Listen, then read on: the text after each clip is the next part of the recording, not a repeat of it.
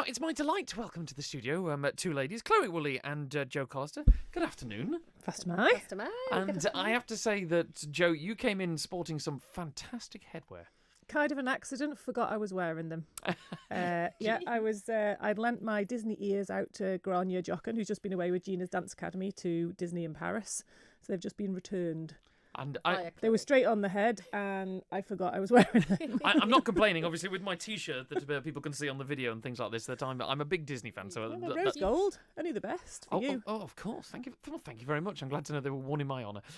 Now, when it comes to Hop Tu Naa, of course, it is tomorrow. Now, I know full well that the two of you have been doing effectively like a road show, going around the island, involving all the kids in the schools. Because let's be honest, if kids go home, turn on the TV, and that word of Halloween appears a lot. And we want to actually get them involved in the local custom of Hop Tu Naa, don't we? That's right. Yeah, and the last couple of weeks before half term, Jo and I have been going around lots and lots of schools, and we've taught about 500 children, we think. Yeah, at least. We've taught them about Hop Tu Naa, the traditions, the songs. We've had a go at the dance, and really, we're getting the message across that it's very important that young people learn these songs or they will be forgotten forever. And what sort of songs are actually associated with the festival? Because if you're uninformed, you've probably heard Ginny the Witch, and that's pretty much it. So what else is actually involved in the actual whole tradition of Hop Tu Naa? Well, Ginny does appear in most of the songs, actually, which is pretty unique, and it's an important part of it all. But we've got lots of little rhymes in English that people will be familiar with. Peel's got a very distinct put in the pot version of the song, and there's also a Manx Gaelic song, and we sing a condensed version these days, but in past times it was probably about 30 verses long. It's good as well because we try and do lots of schools north, east, south, west. And the difference is just when we say to the kids, what Hop Tu Naa songs do you sing? The ones that they come back with, they're all different. Like you wouldn't believe for such a small island, the variations. They're all based around Ginny, but the variations. Yeah, and I heard Julie Matthews on Monday singing her Peel version of Put It in the Pot. It's different to ours. Yeah. Why is it? You can answer. Foxdale. Well, you can answer me this because I've grown up in the north, and all I've heard throughout this week is people telling me either that there's different versions of folklore when it comes to Hop Tu Naa from Peel, and then there's different recipes from Peel. Is there something about out west that they always had their own way of doing things? They're probably just awkward, aren't they? I could say that. My mum's from Peel, and I live there, so exactly. No, I just wondered if there was any sort of reason why out west it just seems to be different. Or, in times past when, you didn't drive to Douglas in about 10 minutes from Peel, that actually all these different local variations were part of the festival because people didn't travel across Ireland that much. Maybe, yeah. I mean, a place like Peel would be pretty self-sufficient and self-contained. And in Peel, it's really been a strong tradition throughout. It's been continuous. From the turnip lantern competitions to kids going out and singing those songs, it's never really died out in Peel.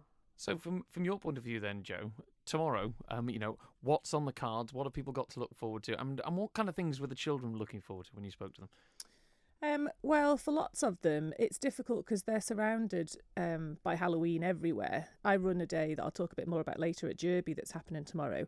And it's so difficult just finding decorations, that we can use that don't have Halloween on because we're trying to promote Hop Tu Naa.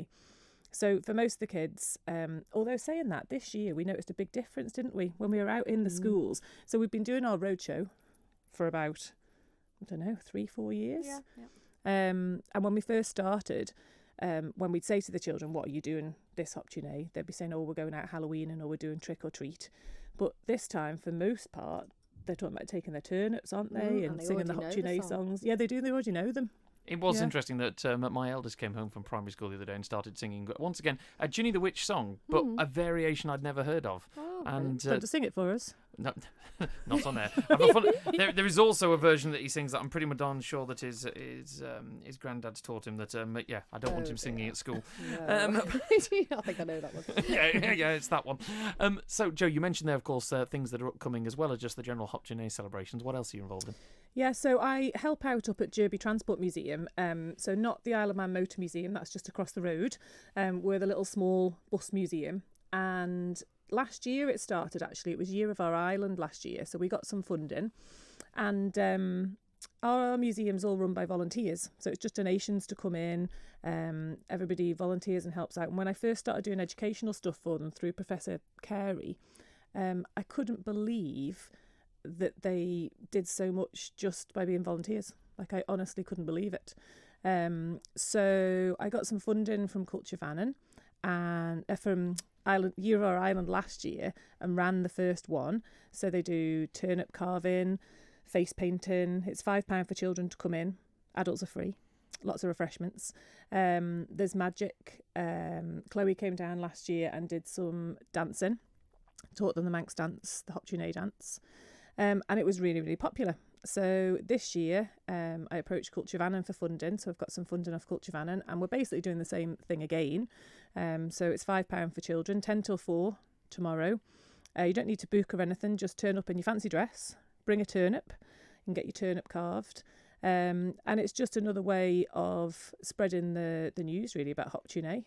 Excellent stuff. And if people want to find out more information, Chloe, I know full well that there's a huge amount of resource online for things like this through Culture Vannon. So where do they go to? You can go to culturevannon.im, and one of the pages on that is called The Manx Year, and that's where you'll find Hop Tu Naa and all the videos and resources that you could ever need. Excellent. And finally, tell me, have you carved your moot already? Moot carving tonight. Oh, yes. I'm going to bring mine to Derby. Yeah.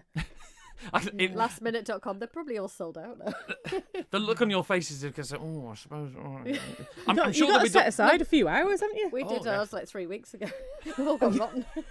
My car stank after the roadshow. That was the thing that, we went and did Craignish at the weekend, and the smell of your car by the time you got the moots home. Yes. Ladies, thanks very much for popping in. You're welcome.